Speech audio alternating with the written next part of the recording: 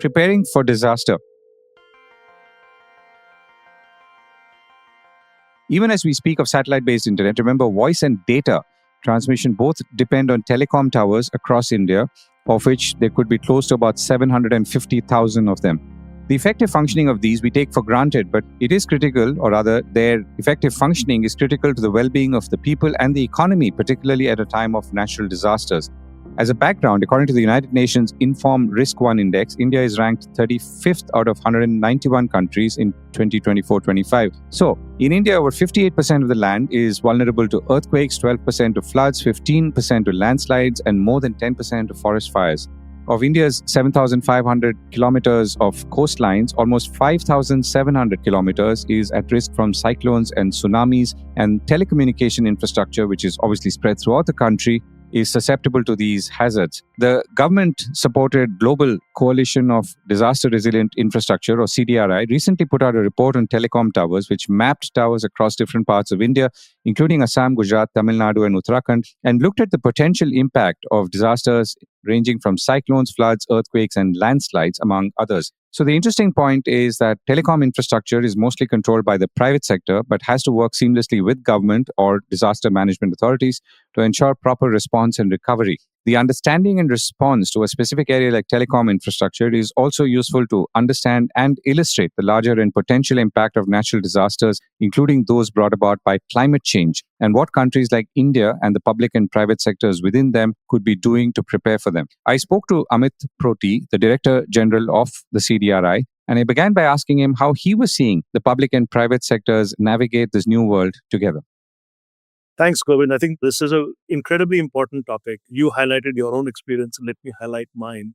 I happened to be in the Kathmandu earthquake. If you remember, 2015, Nepal had a massive earthquake, and I actually was in Kathmandu that day. And as the earthquake hit, and that earthquake lasted for about close to a minute, as it hit, I just had the foresight of sending a text message to my wife saying, she was in Vietnam, and I just sent a message saying, there's an earthquake in Kathmandu and I'm okay. And then for the next hour and a half, you couldn't connect to anybody. There was no data signals that went through. And, I had a Nepalese guide with me. I was walking in the hillside at that time, who couldn't reach his wife.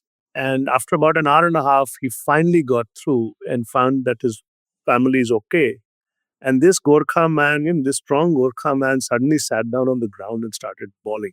That has always stayed with me because I think it is really important to recognize how important telecommunication is for us not only on a day-to-day basis, but actually during an event such as an earthquake or cyclone, etc.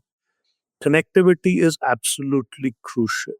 Now, the question that you've raised, it's how do we as CDRI look at this critical infrastructure from a point of view of saying, this is a privatized industry, there are private players here.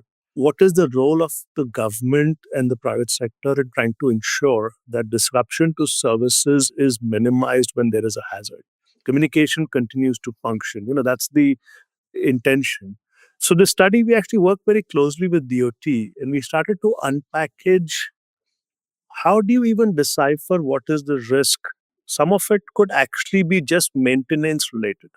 When you talk about, risk of floods, for example, sometimes you're dependent on these towers that provide telecommunication service require power. These, the telecommunication, and sometimes you may not have enough fuel to actually support these towers.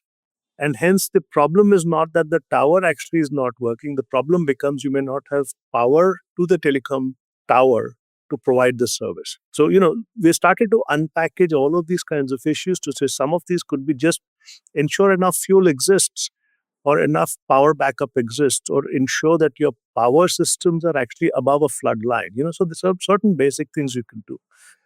Some things are more long-term. For example, wind speeds are changing because of climatic conditions. And understanding how future wind speeds can affect the towers that you're building as you speak could be another way of saying, okay, let's ensure that these towers don't get damaged because of future cyclonic wind. So what we've been able to do in this study is, we've described it as first mile, second mile, third mile. The whole the system, the telecommunication infrastructure system, broken it down into components to say where is the risk and how can you start to address that through government policy, but also through incentives potentially that need to be developed for the private sector to address this, because private sector is a very competitive space. And how do you incentivize them to pay more attention to making sure that their systems function during an event? So I was looking at the numbers. So you've chosen 5 states for your study: Assam, Orissa, Tamil Nadu, Gujarat, and Uttarakhand. And Tamil Nadu and Gujarat have more than or close to between 45,000 to 48,000 towers each state. I'm assuming be amongst the larger ones. And a state like Uttarakhand has 9,756, but it's obviously spread out because it's a hilly state. What are the other kind of findings in this? I mean, given the sort of geographic disparity or the diversity rather, as well as the climatic diversity in the way these places are located and these towers are installed. So the reason we chose these 5 states are because the geographies are very different. We at CDRI are trying to come up with methodologies that are replicable.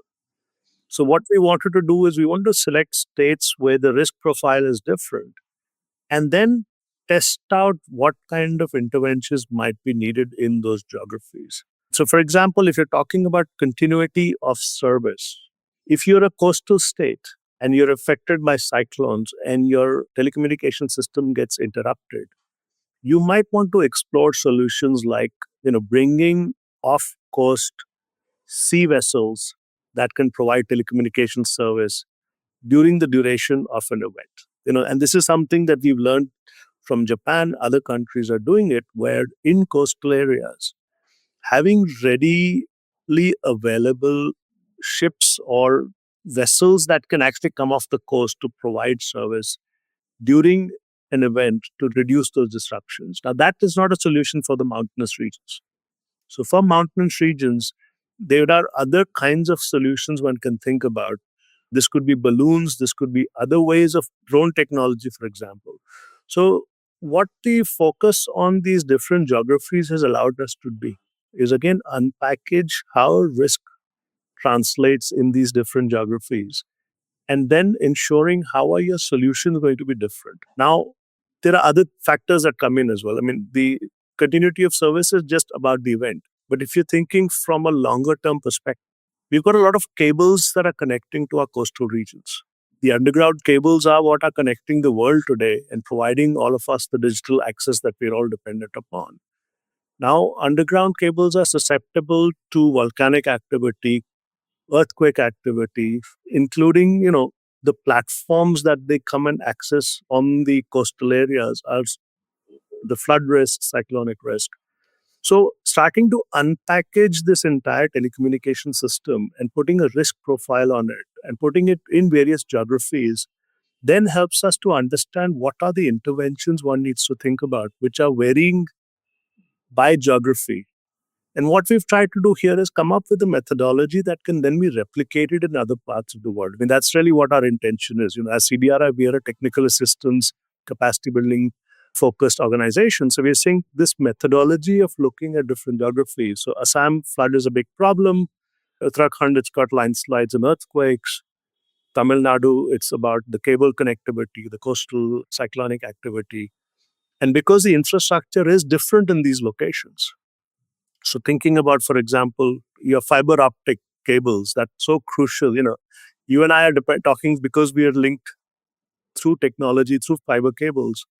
They're affected differently in different geographies. And what do you do to address them? In some cases, it's easier to underground it. In other cases, it's not. So starting to make better choices by understanding the risk profile in different geographies is how we've approached this.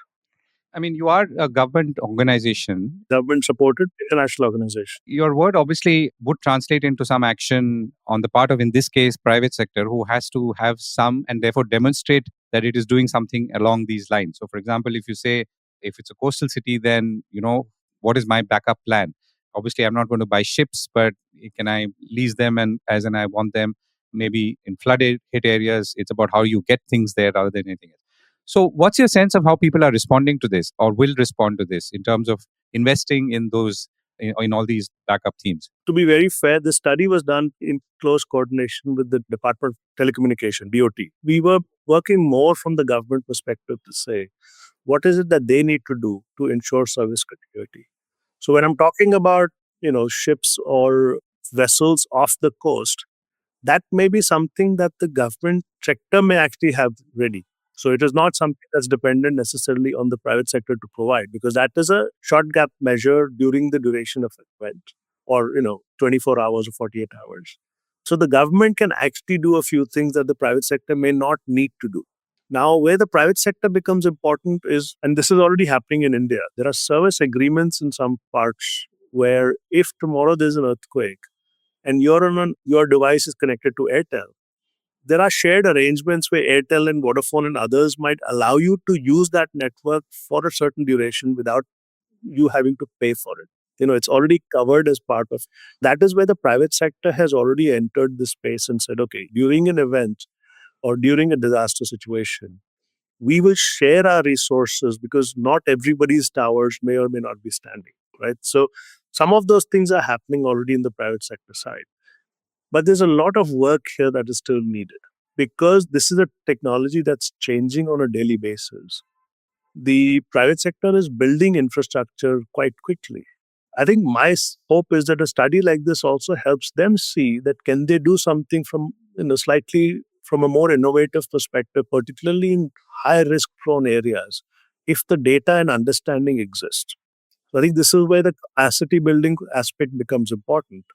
The linesmen who are end of the line fixing your telecommunication system, if they're aware that certain towers are maybe more susceptible to others and certain things need more attention to others, those small differences can actually also help become more resilient in the long term.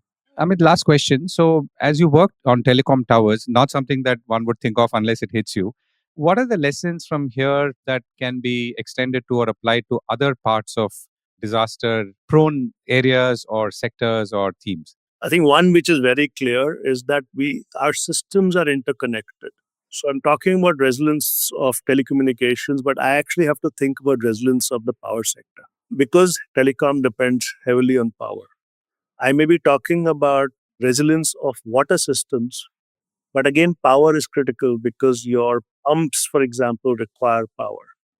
Now, when I look at the power system, and we did a study of about a year and a half ago, where we looked at the coastline of Odisha. If you remember, we probably had a chat on this, where the wind speeds are changing along the coastline, and we looked at how the risk to the power sector and what could be done about it. So, as CDRI, what we're trying to do is while we're looking at these individual sectors, telecom, even transportation, power, etc., trying to also see the linkages between them. So this is, you look at an airport, for example. An airport is a system that is reliant on other systems around it. So if an airport gets flooded and you address the flood in the airport, but the system around the airport is not, your pilots need to come to the airport, your food needs to come to the airport, your passengers need to come to the airport. Even if you're thinking about resilience of an airport system and you address that, if you've not addressed the system around it, the functioning of that airport doesn't continue, right? So we're trying to actually get more and more deeper into these issues of individual infrastructure sectors, but then the linkages and the systems that these are linked to, so that that system starts to become more resilient. I know it sounds a little bit because you deal a lot with the automobile sector, for example, right? If you're dealing with an automobile sector which is prone, a lot of the industry is located on flat lands around cities, and a lot of those flat lands could be subject to flooding. So now you'd say, okay, I've addressed my manufacturing plant will not be flooded because I've taken all the precautions. I've built it above the flood line. My machinery is above a flood prone area. You've done that, and that's fine. But if your worker cannot get to the factory because the roads are flooded, or you're not going to get power system for a few days because of something around you, then your unit might be functional, but it may not be functional. Right? So those are the kinds of things we're starting to look at through this lens of resilient infrastructure. And interconnectedness. Amit, pleasure speaking to you. Thank you so much for joining me. Thanks, Govind. Take care.